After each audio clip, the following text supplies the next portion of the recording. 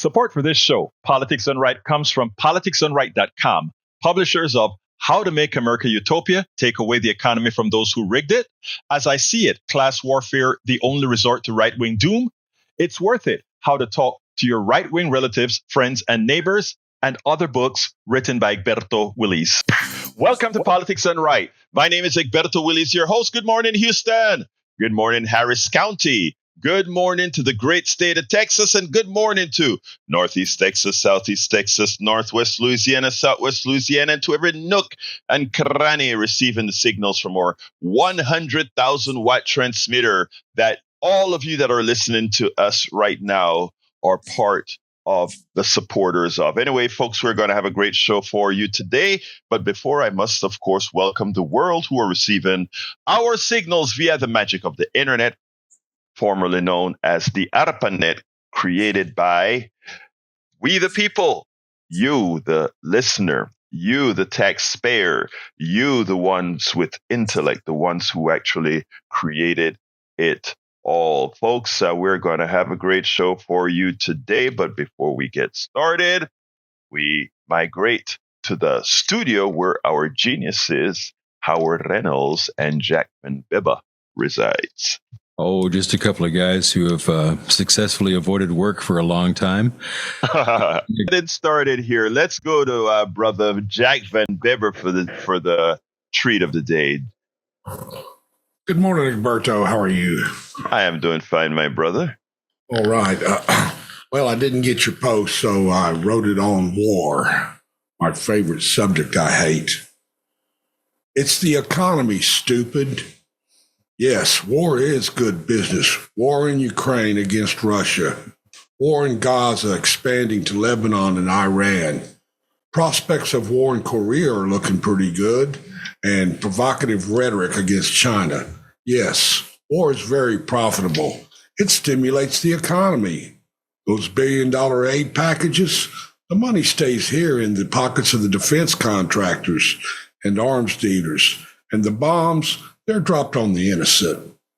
It's the war, stupid. It's a wealth transfer from the taxpayers to the pockets of the defense contractors. So what's going on with North Korea? They're They're helping Russia now. They're helping Russia. They have a lot of North Koreans fighting in Ukraine now, so it's interesting what's going on. But Jack, I want to pick up on something that Jack said, because most Americans don't know that whether they agree with Ukraine war or not, right? Those who disagree with it say, we're dumping our money and throwing it and giving it away to Ukraine. There's one thing that every American citizen need to understand. Every war that we participate in, we never do so to benefit those we're dropping the bombs on or those we're dropping the bombs on behalf of. It's important to know that we have to ensure that we're making a profit. Every war that we fight, we first look at it from a point of view of money. If you doubt it, just think about every single war and we'll make the case for you. But you know what's worse about it? It's not only a war, a military war that we handle that way. Even recently with pandemics, you take a look at what took so long for us to figure out the logistics. I'm not talking about the drugs. Scientists have always done their jobs. The logistics. We didn't get the logistics figured out until we decided on what companies would profit from selling the drugs, providing the results, all the machinery of handling the pandemic. We didn't just throw it out there and, what was available. We had to get all those contracts signed. Man, I tell you, when I tell you about the economic system that we've got and where the values are, and unfortunately, most of us don't know. I got a long soliloquy, but before I get there, looks like we have our first caller, John. Let's go to John. Come on in, John. Line number 6. So line number 6. Interesting. Hey, good morning. Good morning. I'm gonna stay on the economy by telling you this. I checked my bank account yesterday, and my $5 a month is still going out to KPFT. Okay? I appreciate that, my brother. Thank you so kindly. I sometimes I don't get up early enough to listen to you, but I try to get up every morning and listen. And I'll put it this way: you're cheaper than a psychiatrist. You're cheaper than a therapist for $5. And that's why I call in because I need to rent. And y'all, sometimes I just go with the topic that you talk about, and you talked about the economy, and that's kind of exactly what I talked about. And you hit the nail on the head with the war thing and weapons. I tell my wife that all the time. I'm 74 years old, retired, and since I've been a child, we've been in a war. I was born in 1949. We were in the Korean War, and we're still in wars. And that's how the economy gets moved around. But I'll tell you this about money, and that's why I called. I already voted, and it upsets me to watch these ads where Ted Cruz says what he says, back-to-back commercials. And then there's one with the Republicans telling you how all the Democratic judges are corrupt and blah, blah, blah. And I see the money spent. And I don't see enough calling all red commercials. And I don't see the Democratic Party spending enough money on Ted Cruz to get him out of here. I know there's several races, but I think it's gettable. I worked for Beto O'Rourke, volunteered back then, and I thought we could have done it then. And I still think we can do it. But Jesus, the Democrats just don't get it sometimes. You know, why are we arguing about the immigration when people like Ted Cruz voted against it, voted against the bill? Why are we talking about the economy when the economy is the best it's been in what? Since I've been alive? You know, I understand inflation, but I just don't see them attacking what they should be attacking. So my money that I gave, and I even gave to AOC in New York, and I gave to Porter in California, and I've given to Allred and Kamala. What are you doing with my money?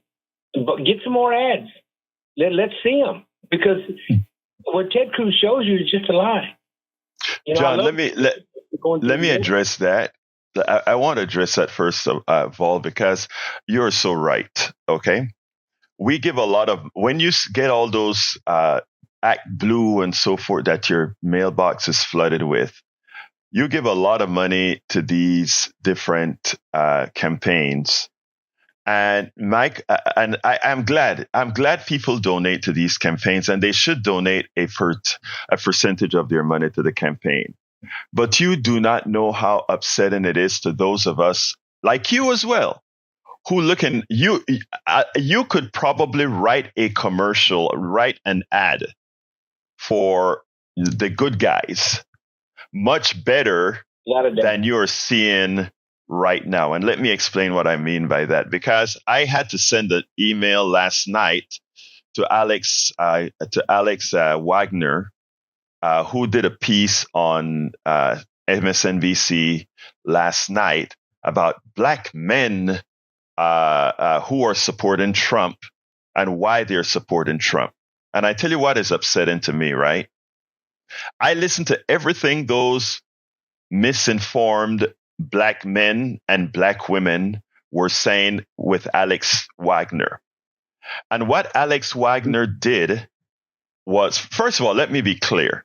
There's a very small percentage of black men, very small percentage of black women, very small percentage of Latino women, and a more substantive support of Latino men that are supporting Donald Trump or Ted Cruz or whatever. That's a statement of fact. Now, but if you listen to the news, whenever they're going to give you a story, I'm talking about MSNBC or CNN, not Fox, because this is what I told her in a message I sent her. What they would do is they're not even, Fox advertised as clear and balanced or balanced news or something, fair and balanced. CNN and MSNBC don't say that. They just try to act it out. But in the process of doing that, they are lying to the American population. And let me tell you how. Yesterday, as I watched the news on CNN, MSNBC, and Fox News, I watch all three of them. I have a system here that I can set them all up at the same time. My daughter thinks I'm crazy because she comes in here and she says, "How don't you go crazy listening to all of this at the same time?" Here's what they do. Fox News goes out and they find the story to reflect the narrative that they want to reflect. CNN and MSNBC hears the Fox News narrative and they try to see if it's somewhere, if it's true or not. So they go into Detroit and they find black people who are supporting Donald Trump and give them a platform. Then they find black people supporting Kamala and they give them a platform. So you have two groups of black people supporting either candidate. The image that they don't tell you is the image that comes across to America is some sort of a symmetry. When America hears that, it's like it's 6 of one, 6 of the other. 6 of one, half dozen of the other. They have the impression that these people both support Trump. It's some symmetrical thing, and oh my God, that's a problem when people see that. When it's a offshoot of black men and an offshoot of black women that actually support Trump, and they support Trump because of a lot of misinformation they get and missing information that they get. Right now, Alex Wagner, as she's asking these black men and women questions, they are talking conspiracy theories. They're talking misinformation directly coming from Trump, because I get it. Trump has been targeting black people with messages to touch black people, to make them fair immigrants. Hey, they're taking your jobs, not realizing that is sort of a racist statement, right? Immigrants coming in to take black jobs. What is that? The lower class jobs, But these people don't take it as an insult because, again, they're not informed. And the media makes it seem like there's a symmetry in the thought process there, which makes absolutely no sense. So I told Alex Wagner, if you really wanted to do journalism, what you would do is you would say, let's see where we have some symmetry. And that is actually white women. About 50-something% support Trump, about 40-something support Kamala. Why is that? And I have a soliloquy that I was going to include that topic in, so I'm not going to go into detail with it right now, John. But what you're saying is you could write an ad. You give money to these people. Without a doubt. Right. Yeah. And the thing, let me tell you what happens, though, John, and then I'm going to let you go, because I need to do my soliloquy, but I need to tell you about this. Yeah. When you send your money to Act Blue and all of that, it goes into these campaign coffers. AOC don't see it. AOC's campaign runs a little bit different, but the others don't see it. That money goes directly to consultants on the East Coast, on the West Coast. These guys don't have a clue what our brothers and sisters look like or feel like, or they have no empathy towards our brothers and sisters in Appalachia. They have no empathy for brothers and sisters who live in the barrios, in the hoods, or wherever. They don't know those people. These are folks that charge $10,000. I paid some of these guys when I was a part of the coffee party, when I was a part of Move to Amend, etc. They get $10,000 a pop for not understanding what America is really all about and who actually makes up America. What I'm telling you is the following. To all our listeners out there, you hear we are in fund drive right now, right? You have myself. Right. You have Hugh Talk. You have other programs. They're not necessarily all the same perspective, but at least they're talking to the audience where they can touch, feel, hug. Because we know the people. I know the people in Houston, the barrios, the ghettos. I know the people in Appalachia. I've been with them, with these other organizations that I work with. I've hugged on these folks. I know what makes them tick. Not those consultants on the East Coast that gets your money when you give it to Act Blue or when you give it to whatever other things. Yet, As you just said, brother, and I appreciate that. You said, I checked my bank account. $5 a month is coming to KPFT. But you know what? There are a lot of my brothers and sisters out there. They're scared about these elections right now. They're giving Allred a ton of money. They're giving AOC a ton of money. They're giving all these guys a ton of money. And the folks that are closest to the people who can make a difference, who can convince this particular metropolitan area that they need to make an informed decision. We are scraping to try to get $10 a month, $5 a month, or what. I'm not talking about you, John. You're doing your part. Yeah. No, I think everybody should be given to and that's my point. And what I'm saying, I am asking, I'm using you as a segue, brother. I'm asking those of you that are listening to us right now, really, and I mean this from the depths of my heart. What John said, and John's frustration can only be solved if people that are closer to the people, KPFT. I bring on people here that are 501c3s that are doing things, HPJC that I work with, all these folks. We are all hoping that our audience, who we are informing, who we are trying to make whole, support the program. Not just for the sake of supporting it, but because we reach people that can actually make a difference. So, John, thank you for calling. I got to go now, my brother. Thank you for the help. Real quick. Thank you for the help. I appreciate it. Bye. Thank you. I appreciate you, brother. So, folks, please give us a call at 713-526-5738, extension number 1 to donate. Please give whatever you can. As my brother John just said, he's doing $5 a month. You can do $10 a month and not feel it. Maybe $15 a month and not feel it. We are closest to the people, brothers and sisters. We are. We make a difference. You know how I know we make a difference?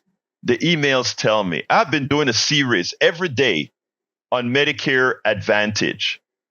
And I just want to read you something. I want to read you something just to let you know that people are out there listening and we are making a difference. I thought I had it up here. Apparently I don't. But I get these emails. I think it's in Politics Done Right here. Here we go. Indeed, this, I did shows 3 days in a row on Medicare Advantage. Indeed, as you revealed a few years ago in your interview with Jerry Ashton about the Medicare medical debt book I published for him, Medicare Advantage's plans are no advantage. Thank you for informing and doing something about it. Just got that last night. Another message. Thank you for sharing this. I could not agree more. When you really need long-term expensive care, Medicare Advantage may fail you. You will get cheap glasses and hearing aids, but that's about it. What I'm trying to say, brothers and sisters, is we make a difference. We are closest to the people. We are, in fact, closest to the people. Let's go to Peggy, line 4. Egberto? Yes, Peggy. How you doing this morning, my sister? I'm awake at 4:30 in the morning here. Where are you? Oh, Peggy Lopez. How you doing, sis? I'm doing good. We have our continuing dialogue. I was going to call earlier this week, and a friend came by and brought me a little dog to hug on because I lost mine. I think it's after we first started this conversation. So I feel I'm doing better today than I was last time, the last few times I talked. But we had, you said something about white women in our last conversation. And yes. My brain is a wide swath kind of brain. It's not detail oriented. Mm-hmm. And so I tend to give wide swath explanations in an answer. And this one requires some detail. Because you asked what can be done, and I can't tell you specifically, but we have to look at how we got here. And when I was born, you didn't know until after the baby was born whether you needed a pink diaper or a blue diaper.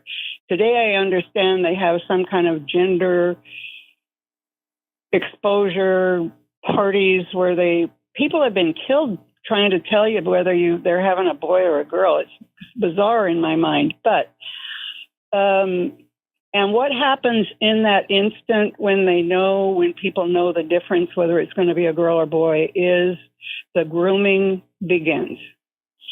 And what happens is you're shuttled off in a certain direction. There have been all kinds of studies to show that little girl infants are treated differently than little boy infants, so they each have a different kind of a characteristic, that it's actually trained into us who we are.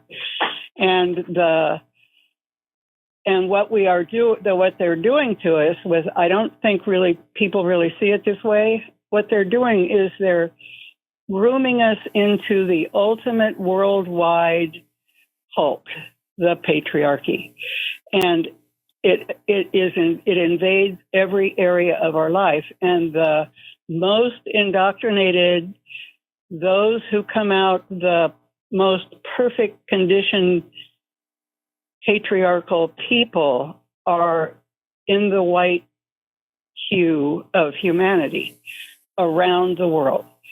And so when you talk about, and I see the MAGA as having to go through some kind of cult deprogramming, the same as everybody else. We're all going through some kind of deprogramming. And what we've been doing is looking at it piecemeal, looking at racism, sexism, anti-homophobic, all of the really crappy things in our world, which are all the basic tenets of the patriarchy that keeps a certain level of person in control. When Sonia Johnson was writing one of her books, I think it was Wildfire, it talked about the formation of the National Organization of Women. And Sonia Johnson, coming through that, being ripped out of the patriarchy, when they formed that now, it was built on the patriarchal structure. And she almost came to blows with the people, the women who were forming that, the women who were beginning to break out of the patriarchy. The structure that we live in is hierarchical. It's an oligarchy, whether we want to look at that or not. It's authoritarian, whether we want to look at that or not. It's fascist, if you look at it from the perspective of the patriarch. And so what I've seen happening in about the last 60 years is that people have been withdrawing themselves from where they can see that they are in the patriarchy, withdrawing from being sexist, withdrawing from being racist, meeting people of other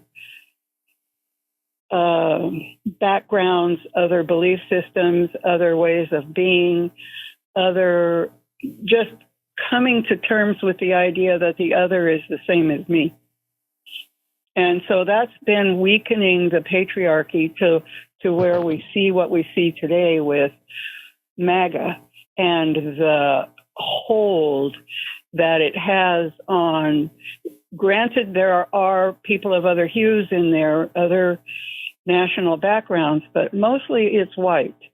And I think that's because that's the hardest nut to crack in the grooming from entrance into the patriarchal world that we all live in, that we all breathe in, that surrounds every ounce of our life.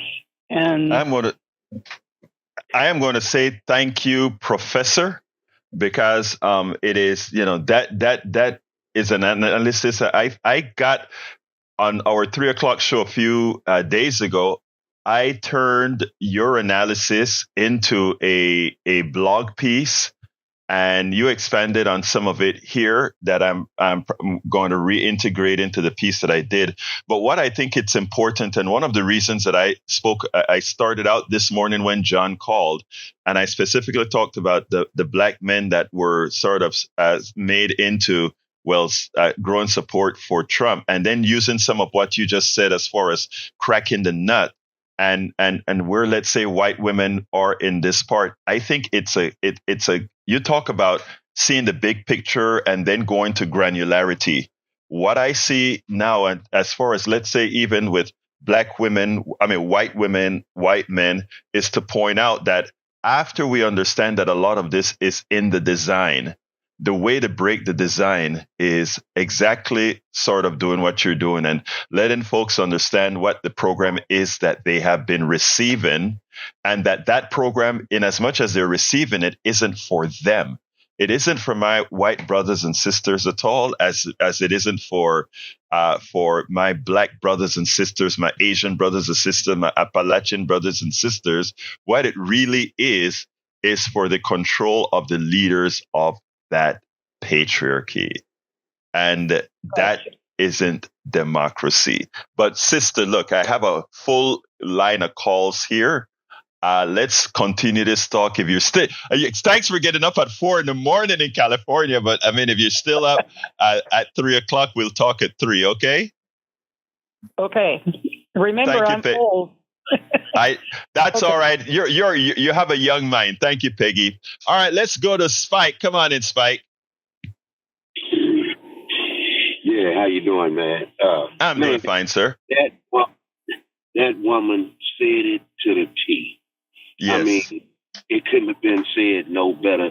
And man, only if we can expand our minds and grasp what she said. A lot of us can't. You know, let me Spike. First of all, I want to say this before you finish. I think we have some of the best callers and listeners out there, because you listen to the flavor of that conversation of what she just said there, just potent, and the fact that you got it, potent. Continue, Spike. Thank you, sir. Yeah, man, what I've said is, the easiest way to control a mass of people is to make them think that they have something to do with the way a country is run. So you're going to vote. You're going to elect the people that see, and we really believe that. See, we can elect them, and the so-called powers that be don't care who you elect, because they're going to be given an agenda to carry out, and it don't have nothing to do with you. Mm-hmm. And as far as us and myself as being, and man, I don't even want to say a black person, because I don't even know who I am, because that has been taken away from me. But as far as me being who I am, you're a man. Denmark, VC, Nat Turner, all. Yeah, they were fighting over hundreds of years ago against the same thing that's going on right now. You know what? They had, when they had elections and stuff, the main thing that they was putting out there was crime. Talking about crime. That's what they talk about right today. The same thing. Put fear in. Spike, let me say this, because I'm going to have to start shortening things up a little bit, but let me say something based on what you're saying. You're right that we've been fighting this for a very long time, but you know what is a thing now? We have information saturation.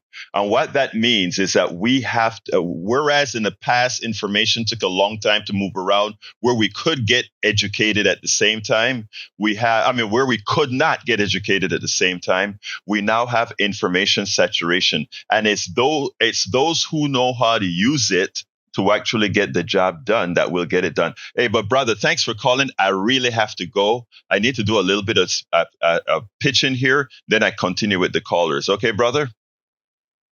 Thank you. Thank you, sir. All right, let's go to Brother Johnny. Come on in, Johnny. Good morning, Brother Egberto. I trust that the audience will come through. As a matter of fact, I'm on the $60 to $90 a year range. Thank you, brother. Appreciate you. My donations usually come either before or after fund drives, the way my budget works. So I appreciate you. Your caller, I want to address the first caller, but really quickly, Spike, the second caller, I believe it was, he touched on this idea of consent manufactured consent that both Noam Chomsky and my favorite philosopher, comedian George Carlin, explained really, really well. So going back to your first caller, John, people who were born between 1956 and 1966, and I fall in that range. I was born in 59. Our group of people, we resonate especially with what his message is, because in spite of this idea of feeling that our country has been at war constantly, I think we are pretty well adjusted. I don't know of any libs or Democrats or progressives that have gone postal while they were growing up in the mid-60s through the mid-70s. Think about that. But all the time we hear news of right-wingers going postal. They are so snowflakey and they're so vulnerable and so paranoid. I feel paranoid, but I don't act on my feelings. I have fantasized about renting a Cessna and making Rick Perry's life a living hell in the state capitol because he denied health care to Texans. But there's a point at which you have to be practical and say, what kind of utility am I going to get after I drive a plane into his bedroom? I might feel better for a little while until I die.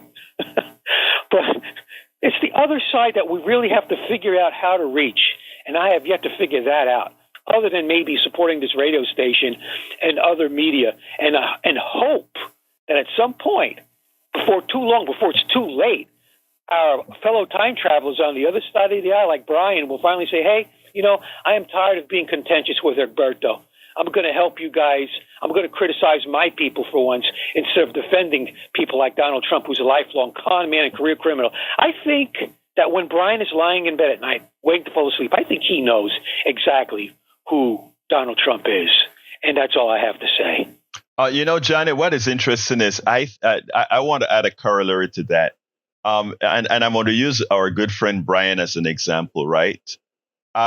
Brian has been made to believe that what I believe, what you believe, or what we are doing is there to harm him or the country or both. Okay?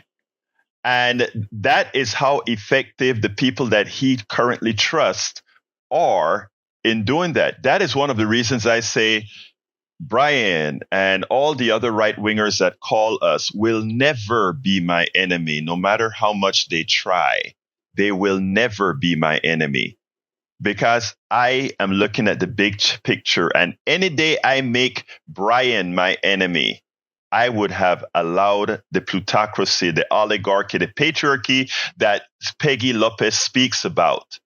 I would have allowed them to win, and I will not. Thank you, Johnny. You have a wonderful rest of your day. Jacob is next, but before Jacob, I need to give a big thank you to Stanley. Stanley is our first donor from Richmond, Texas. Now we need about 4 more Stanleys, and I'll be like the happiest person on the planet. Folks, please give us a call at 713 Mi bonita perfecta Peggy just called in. Thank you so much, Peggy, for becoming a sustainer at KPFT. Thank you so kindly, Peggy. It's interesting. Peggy is a longtime PDR Posse member at our 3:00 show. Now she's an official member at our KPFT show. Great. Thank you so kindly, Peggy. You're wonderful.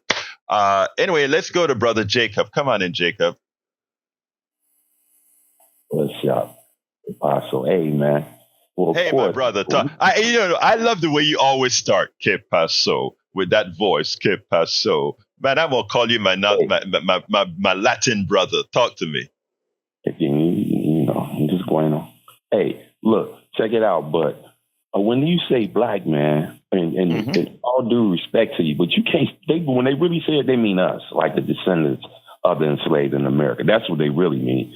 And Egberto, you don't know us like you think you know us. Jacob, can I push back? Jacob, can I argue with you a bit? I want to argue with you, Jacob. I really do. I saw a TikTok that really I want you to see. Okay, because here's the difference. The patriarchy isn't an American patriarchy. The slave trade wasn't an American slave trade. There are more black folk in Brazil than there are in America or around the Caribbean. What I'm trying to tell you is this. The only reason I speak with an accent, and I can speak with a Caribbean accent or a Latino accent, is because I was dropped off my forefathers dropped off in Jamaica. My parents migrated to Panama, so I became a Caribbean Latino. That's the only damn difference between me and you. So when you tell me, my brother, wait, hold on, Jacob. I want to be straight with you. I said I wanted to argue with you, brother. Look, I am not going to allow you to create some difference between you and me, because neither one of us came to this hemisphere on a damn pleasure ship. We all came here on a darn slave ship in some manner. Now, Barack Obama came over on a pleasure ship because he wasn't a part of the slave trade. I'm just straightening out this ADOS stuff that really gets me rather upset. Go ahead now, my brother. Okay. Well, first of all, I didn't say nothing about ADOS, and I'm not talking about the world. We already know world history. We talking in the American Airways right now. We're not talking all around the world. And when they say blacks, they're not talking about Africa or all the rest of it. We're talking about right here. And I know what's going on in the streets of here, of my people. Not all of us as people. And also, when you say Latin, all the Latins are not. Trump is meeting with the Cubans. They not like the Mexicans. They're not like the Boricuas or Dominicanas. They're different, bro. Just like what's going on in Korea, South Korea and North Korea they warming it. Taiwan and Chinese. It doesn't matter. Yeah, I understand the diaspora of Africa and all what happened, but we here in America, and you don't know what we own and the way we feel is different from the way you feel. You came as a guest. You're not the same as us here, brother. That's the fact. I tell you something. I'm going to tell you something, and then I'm going to leave you. But you and I gonna have a lot of these talks to have, okay? But I'm going to tell you something. When I go out there and I drive in my car, right, and a cop stops me, he doesn't say, "Oh, you are one of them brothers with an accent, and you're different than Brother Jacob." The same bullet that's going to hit you is the bullet that's going to hit me. Let me tell you what I do, Jacob. Jacob, hold on. Come on, I gave you a chance to talk, brother. What I try to do, brother, is this. First of all, yes, there's a black issue. And when I talk black, I'm only talking about pigmentation. You know, there are a lot of cultural. I mean, the Geechee black from North Carolina is very different than you, the brother from I think you were from up Chicago. All these are within the black folk in America. There are many different cultures. So I'm just talking pigmentation, brother. My culture is completely different than your culture. I have a Latin American Caribbean culture, completely different than a African American culture. But the one thing is that I am a black man. Okay. And whenever I present, I'm not. I get it. Brother, I get it. Sir. I'm not. Come on, Jacob. Let me finish. Let me finish my thought. I wanted to. Let me finish. Earth, and he don't know who he is, but he the people of the book. That's who he is. All right. Thank you. Oh, thank you, brother. We'll talk later, Jacob, because this needs more exploring. I need to ask folks to continue contributing. 713-526-5738. Extension number 1. Please contribute whatever you can. Again, we work very hard. Howard works very hard. Van Bever works very hard. Sandy works very hard to make sure and bring this to you. Let's go to Brother Brian. Come on in, Brian. Good morning. How is everyone? I'm fine. Talk to me. What you got to tell me? I hope can you be a little bit nicer to me today? No, I'm going to be nice to Peggy and Stanley and say thanks for their donation. All right. Talk to me, Brian. Okay. First off, Johnny needs to rethink his mental evaluation about flying a plane into governor's bedroom. It was figuratively. Figuratively. No, Go ahead. He sounded sincere to me. He sounded sincere to me. No, he wasn't. Nah. Okay, continue, Brian. Finish. John is an honorable man. Go ahead, Brian. Okay. And you said that Barack Obama is not the same as you as a black person. No, that's not what I'm saying. No, Miss. I understand. You said that's why we have to have understanding when we speak. What I'm saying is that the history of Barack Obama in how he got to this hemisphere is different than my history or Jacob's history. Jacob's history and my history are closer in the way we came to this hemisphere than Barack Obama, because he came over, his parent came over directly from Kenya. That's all. Continue, my brother. They're an immigrant. They're an immigrant, right? Yes, sir. Okay, now you're equating this with slavery, and again, yes, sir. Slavery ended. Yeah, slavery ended. 160 years ago here in the United States? In name only, but yes. In name only. Yeah, that's a good point there. Okay, I've been hearing a lot about reparations. Yes. Are we going to get this back from England? Because most of the time, from like 1614 to 1787, 88, the United States is under English colony. And you know what, Brian, Brian, I'm glad you brought that up. And I'd never thought about that, but you're right about that. I never, ever thought about that. I was just thinking America, but you're right about that. And also, I guess the great British Empire has a lot to talk about that with India as well. So, Brian, I'm pressed for time, but I want to say that that is a damn good point that you brought up. I never thought about it, but you brought up a good point.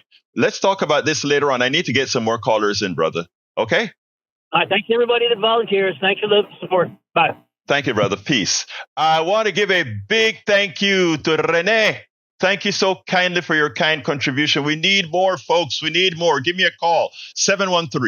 713-526-5738. Extension number 1, or go to kpft.org, kpft.org, and click on donate and Politics and Right as a program. Let's go to Brother David. Come on in, David. Oh, thanks, Egberto. Yeah, it's interesting that last caller, talking about the reparations and what England owes of it. If you think about World War II, World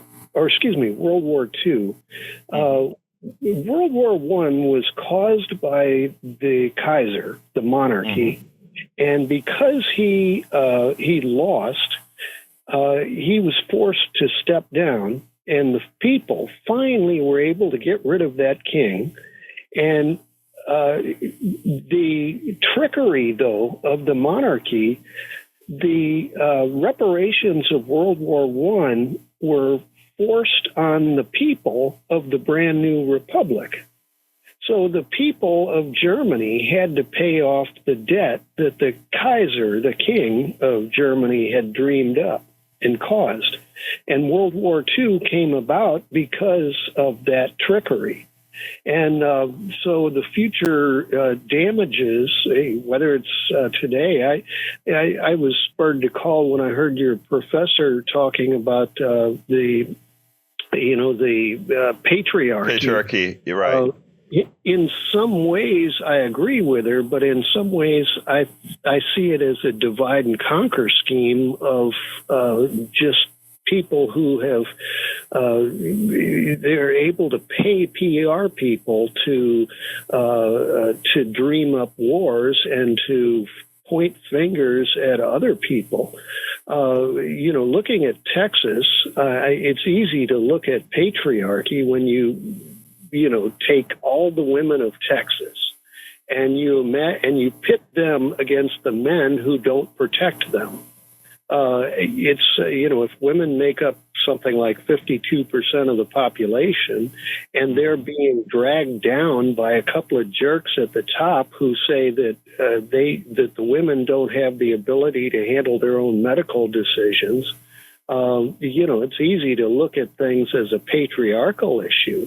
When in fact, I don't think, David, the way you're explaining it, I don't really I see you complimenting what Sister Peggy had to say. because it is true there is a divide and conquer, but it is still the ultimate goal is we do all these necessary features on the side end for the ultimate goal. And the ultimate goal is the sustenance of that patriarchy controlled by the very few. I mean, I don't see I don't see a distinction of between what you're saying and what Peggy is saying. Well, yeah, in the long run, democracy, I realize we only got so much time here. Out here in David, let's finish tomorrow because I don't want to shortchange a lot of folks, and we still have to raise a little bit more money. But I love what you had to say, brother. Thank you so kindly. Okay? To wrap it up, do vote. There are a lot of departments of government that are trying to be clean, and there are a lot of departments that are obviously corrupt. Make sure that the clean stuff stays clean and get rid of the crooks. Thank you, brother. As he says also, go vote, folks. Go vote. They've early voted in Texas, early voted in a lot of places. Go vote. Let's go to my brother, Donald. All right, going to be short for me this time, Donald? Quick. All right. Support 90.1 KPFT. If you go to the right bar when you go to the website, you have the archives and you can listen all day and never get your brain filled. Also, I believe the HD3 is up and operational. I've seen it, but I hadn't clicked on it yet. That'd be something Howard would have to explain. Reply on. But he has his country station going strong on HD3, man. You know, brother Howard, always on par. Anyway, thank you so kindly, brother Donald. Okay. Okay. Wait. You need go ahead. You need to have a long conversation with a stork or the representative because they have a perfect delivery record. They're the non-racist stork delivery of all these babies all over the world, and that's where you need to go with your next interview. I love this brother here. Thank you, Donald. You're my man. Later. All right, I take care, buddy. Let's go to my brother Ray. You know, I love this combination of having our 3 o'clock and 6 o'clock people calling in. Ray, talk to me, brother. Yeah, brother Egberto. I wasn't going to call in, but I was very offended by what Brother Jacob said, and I really, every time he calls, he has a very condescending tone towards you, and I don't appreciate it. And I say to Brother Jacob, High Chief Prophet, whatever fake monarchical figure he wants to call himself and put himself on a high horse. Look, all Black lives matter in this country, and you're not gonna sit here at 6 a.m. and tell my brother. I'm glad you set him straight, Egberto, because I was thinking just what you was thinking. At the end of the day, when you look at the pigment, we all in the same boat. And if we don't paddle, we going to be up the creek, if you know what I mean. Look, thank you, Ray. Let me tell you, Ray, I keep doing this requires one to have a thick skin, an understanding skin, and a skin that gives grace. Okay. So I whenever somebody calls here, talk to me, say whatever, I try to discard the negative if it's not going to affect somebody's life and stick with the positive and pull out the positive out of that. And generally with that, we get dialogue. But look, if there's somebody I want to be in the foxhole with, brother, it's you, Ray. I appreciate you. And by the way, Ray, remind me if you come in at 3 o'clock today, I need to ask you a favor. There's a particular thing I need you to do on November 11th. So we'll talk. All right. All right. I'll be on a listen. Appreciate you. All right. Take care, buddy. All right. Let's go to Brother Patrick, another PDR Posse member. Oh, the PDR Posse is active this morning. Hey, good morning. Thumbs up to Ray. You beat me to the lecture to Jacob.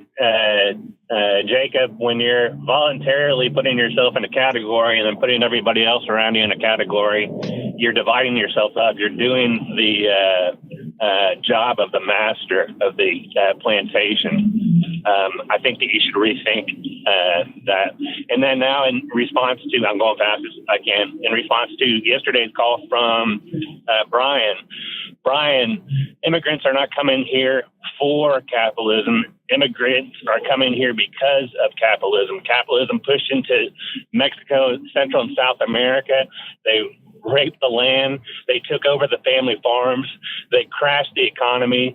They Patrick, I'm sorry. I got to interrupt. I missed the station ID.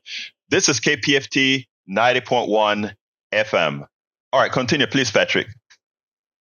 I was just kind of highlighting the fact that immigrants are coming here because of capitalism, not in a good way. They're not coming here because they want McDonald's on every corner. They're coming here because there's nothing left in our country, because it's been stripped dry, stripped clean for the sake of capitalism. I want to thank you for being. I really want to thank you for being a person here in America that is pointing that very important factor out. I was looking at a TikTok yesterday, and one person said, "How can Africa be such the richest country from a resource point of view, with all the people poor?" The same can be said for Central America, South America. Let's look at Venezuela. The same can be said about that. And what so many people don't realize is that it's not that these people cannot do things on themselves, is that these people have been prevented from doing things. Remember earlier when I spoke about we didn't solve the COVID problem, the pandemic problem, until business found out who and how the profit was going to be split. Then we went into high gear. It's sad that that's the case. But Patrick, I need to jump to Sandy to get some more pitching done. Let's continue our talk at 3:00. All right, brother? Yes, sir. Have a great day. Thank you. Have a wonderful day. You know what the title of the show was supposed to be today? TikTok influencer gets Harris-Trump difference, the real thing.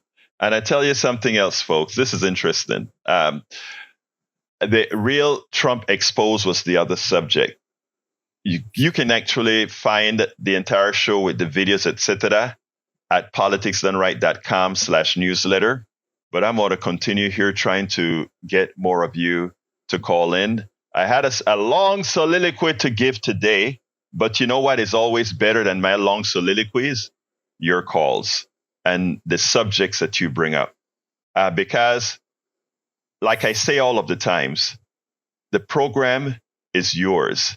It is what you want to talk about. When Peggy called in, she continued her conversation from 3:00 or 3:00 show to discuss the patriarchy with a lot more insights.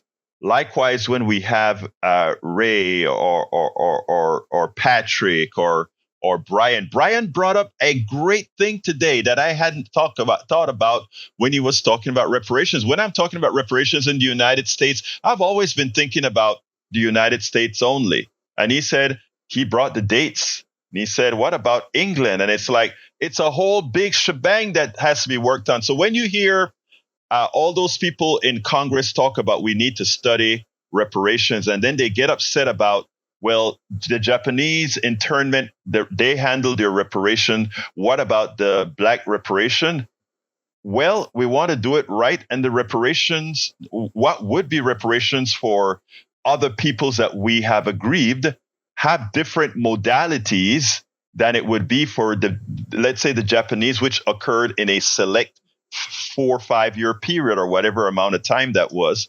So, whenever we start using our minds to think things through and not fight things through, but think things through, critical thinking, it's amazing the solutions that one can come out with and the inputs that one have.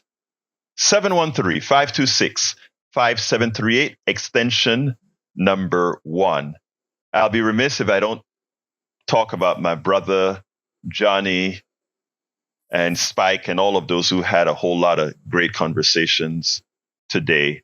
I really appreciate your call. 713-526-5738. We only have about 2 more minutes for live calls that I can thank on air. So could you please do that now? 713-526-5738, extension number 1 to donate.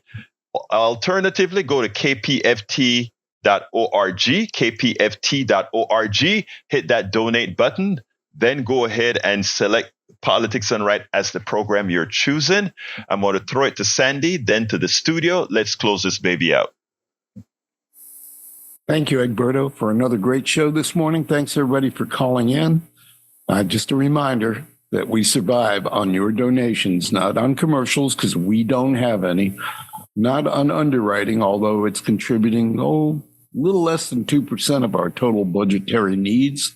And the grant money, well, that's been hard to come by the last few years. So we rely on your donations. This is the time when we make them. Please be as generous as you can. Take the thank you gift that you might like, fajita dinner, brunch at the volcano, cruise on Clear Lake, or just a hat or t-shirt, whatever it is. It's a thank you gift from us for your kind act. Make it a sustaining donation, and let's get the $50 match with it. $5 a month, $10 a month. Thank you, Egberto. Thanks, everybody that have called in this morning. Again, Anonymous, Renee, Peggy, and Stanley. Thank you for getting us off to a good start here on day number 7 of the Need to Feast October Fund Drive. Egberto? Thank you, brother. Let's go to the studio. Oh, nothing here, just pushing the buttons. And I want to thank Sandy for correcting me on the hosts of our events.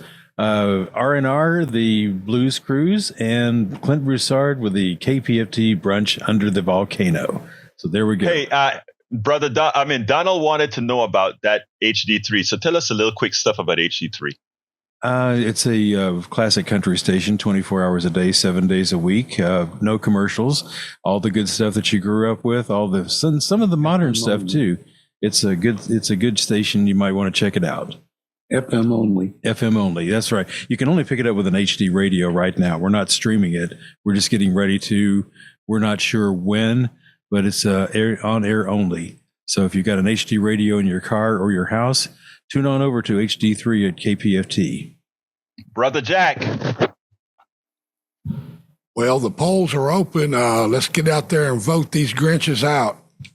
Got it. All right. Take it home. So we got to get out of here. Anyway, folks, thank you all the listeners. Thank you all the callers. Love you all. My name is, don't forget, you can get the entire show with videos at politicsandright.com/newsletter. politicsandright.com/newsletter.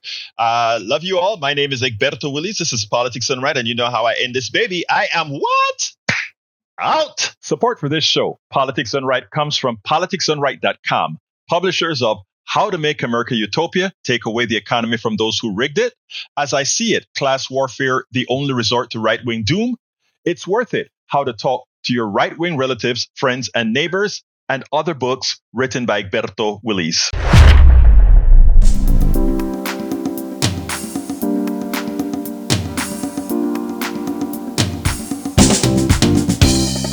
Welcome to Politics Done Right. I am your host, Egberto Willies. This is a progressive program that will take the mystery out of politics.